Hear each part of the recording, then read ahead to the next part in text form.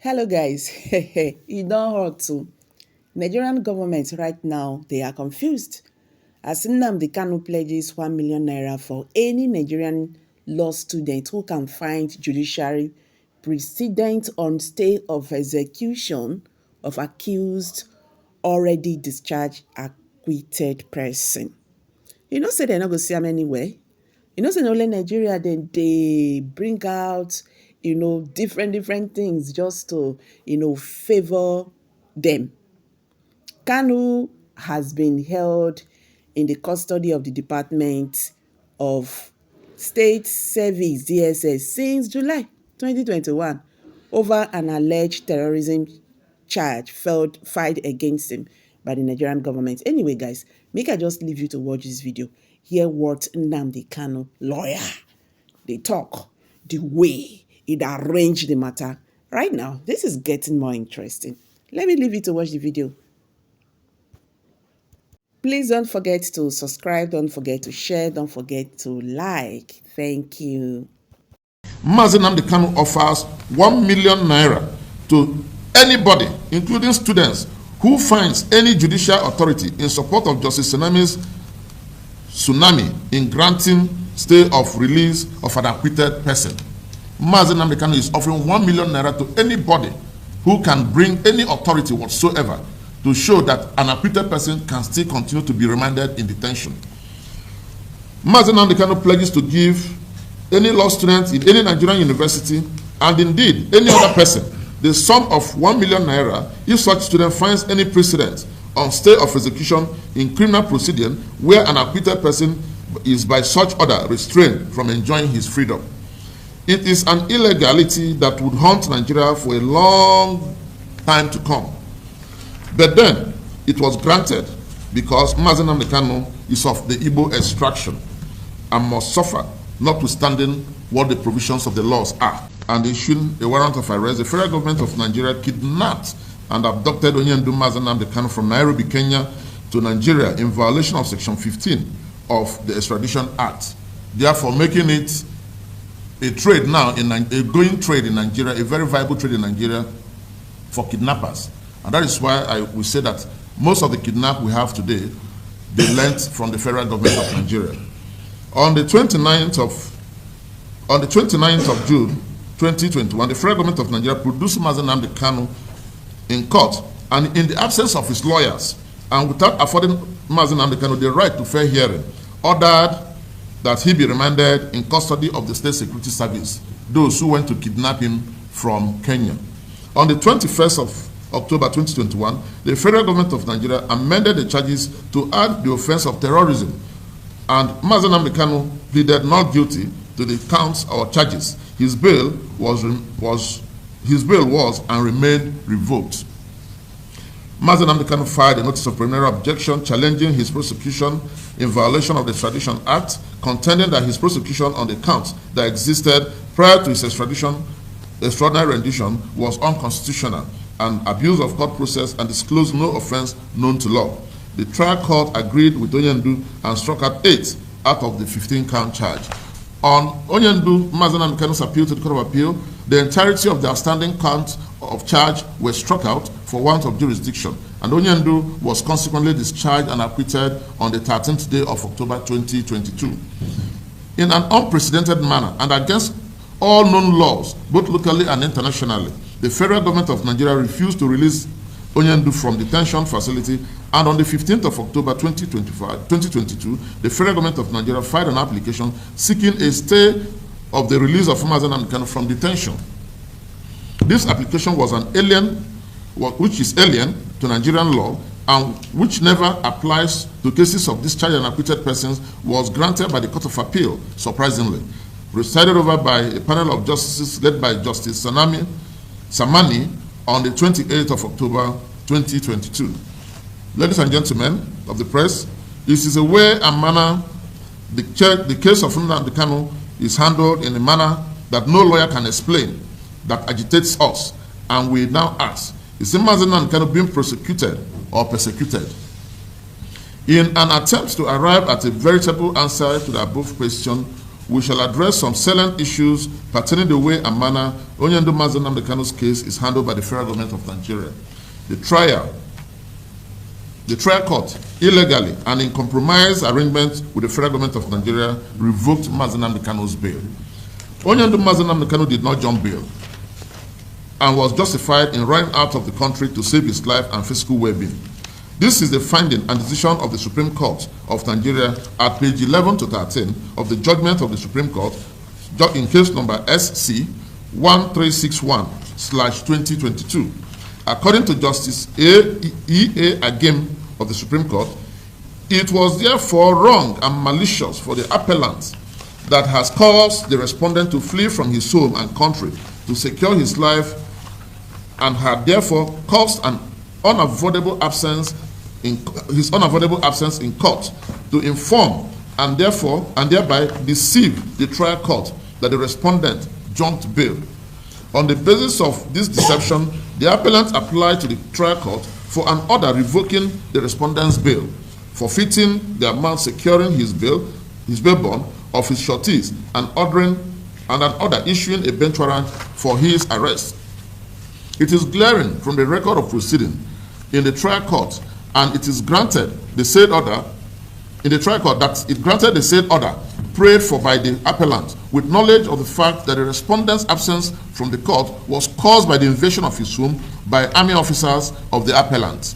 Therefore, the trial court knew that the said extrajudicial and illegal action of the appellant made it impossible for the respondent to be in court for his trial, and the respondent's absence is not intentional or deliberate absence, and that the respondent is not running from prosecution or running to avoid prosecution. The order was made in the false assumption that the respondent jumped bail. See page 10 to 13 of the Supreme Court judgment. Revocation of bail was predicated on the trial court's interest and bias. In its judgment, the Supreme Court is in clear terms condemned the trial court in revoking the bail of Onyendu Mazi Nnamdi Kanu. According to the Supreme Court, after it held that the circumstances of Onyendu Nnamdi Kanu's escape did not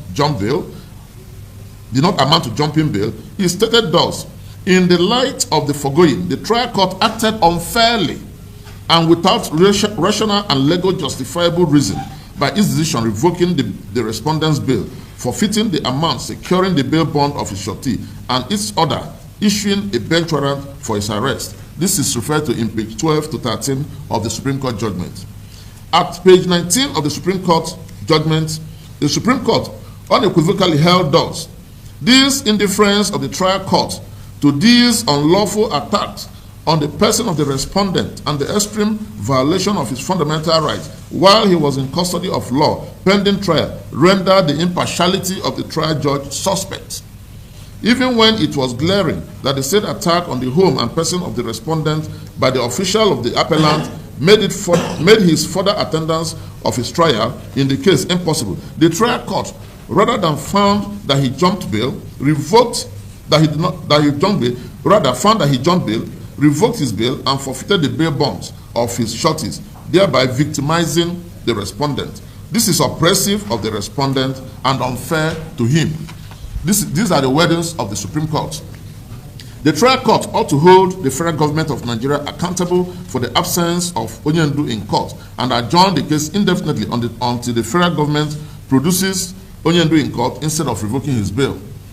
It was the decision of the Supreme Court that the trial court did not do what the law expected the trial court to do in the circumstance where the federal government of Nigeria caused the absence of Onyendu in court by her Operation Python dance.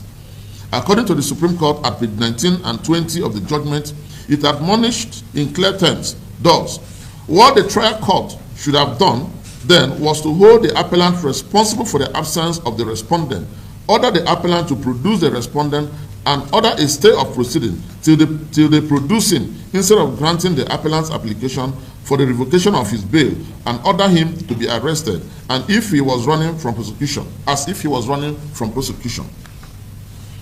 Onyendu was abducted and kidnapped from Kenya.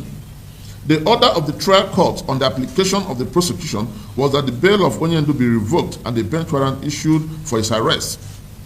In disregard of the procedure for arrest and rendition of Onyendu who was in Kenya, the federal government of Nigeria unlawfully kidnapped and abducted him in violation of international laws and his fundamental human rights. According to the Supreme Court at page 20 of the judgment, I quote again, in purported execution of the unfairly obtained and illegal order of arrest of the respondent, the officials and agents of the appellant traced the respondent to Nairobi in Kenya, violated his fundamental rights, kidnapped, abducted, and extraordinarily renditioned him to Nigeria without any form of extradition proceedings, without the consent of Kenya, in complete violation of the Kenya Extradition Act and the Nigerian Extradition Act and the African Charter on Human and People's Rights Ratification Enforcement Act, CAP A9, Laws of the Federation of Nigeria 2024, and produced him in court on the 29th of June 2021. In the light of the decision of the Supreme Court of Nigeria to the effect that Onyendu Nnamdi Kanu was kidnapped and abducted from Kenya, any publication, report, or statement referring to the blatant kidnapping of Onyendu as rearrest is deliberately, willfully misleading the general public, contrary to the ethics of journalism. We therefore urge our ladies and gentlemen of the press to act professionally and in accordance with law, and where necessary, correct the impression before the public. The continued detention of Onyendu is illegal and without the backing of any court of law. It is noteworthy that Onyendu's continued detention at the Department of State Security Service is illegal and not predicated on any court order. Recall that Onyendu was remanded on the purported belief that he jumped bail. By the decision of the Court of Appeal, all the charges for which Onyendu is being tried were quashed for want of jurisdiction and the violation of the Extradition Act of both Kenya and Nigeria. Justice Tsunami of the Court of Appeal, Abuja Division, unlawfully granted an order staying the release of Nnamdi Kanu. This order was illegally granted, and never in the history of any country's jurisprudence had an acquitted person been denied his release from detention by way of stay of execution. It has never happened anywhere in the world. Nnamdi Kanu offers 1 million naira to anybody, including students, who finds any judicial authority in support of Justice Tsunami's tsunami in granting stay of release of an acquitted person. Nnamdi Kanu is offering 1 million naira to anybody who can bring any authority whatsoever to show that an acquitted person can still continue to be remanded in detention. Nnamdi Kanu pledges to give any law student in any Nigerian university, and indeed any other person, the sum of 1 million naira if such student finds any precedent on stay of execution in criminal proceeding where an acquitted person is by such order restrained from enjoying his freedom. It is an illegality that would haunt Nigeria for a long time to come. But then it was granted because Nnamdi Kanu is of the Igbo extraction and must suffer, notwithstanding what the provisions of the laws are. On the part of the Supreme Court, Onyendu Nnamdi Kanu did not jump bail, but rather ran away from the treacherous acts of Operation Python Dance to save his life and physical well-being. At page 10 and 11 of the Supreme Court finding and decisions, it was held that the respondent was on bail and therefore in the custody of the law when his home was illegally invaded by heavily armed military officers of the appellant, causing him to flee from his home and country to secure his life. In the face of such an attack, it was reasonable for him to flee to secure his life and physical well-being. That is what any normal and reasonable human being would do in that circumstance to preserve his life and physical well-being. The High Court in Enugu State, in suit number E20/2023, between Nnamdi Kanu versus Federal Republic of Nigeria and 4 others, delivered on the 26th day of October 2023 by Justice A.O. Onovo, in the enrolled order of his judgment declared thus, that the practical application of the Terrorism Prevention Act and the executive or administrative action of the respondents, which directly led to the proscription of IPOB and its listing as a terrorist group, said IPOB being comprised of citizens of Nigeria of Igbo and Eastern Nigeria ethnic group, professing the political opinion of self-determination and the consequential arrest, detention, and prosecution of applicant as member/leader of the said IPOB is illegal, unlawful, unconstitutional, and amount to infringement of the applicant's fundamental right not to be subjected to any disability or restriction on the basis of his ethnicity as enshrined and guaranteed under Section 42 of the Constitution of the Federal Republic of Nigeria, 1999, as amended.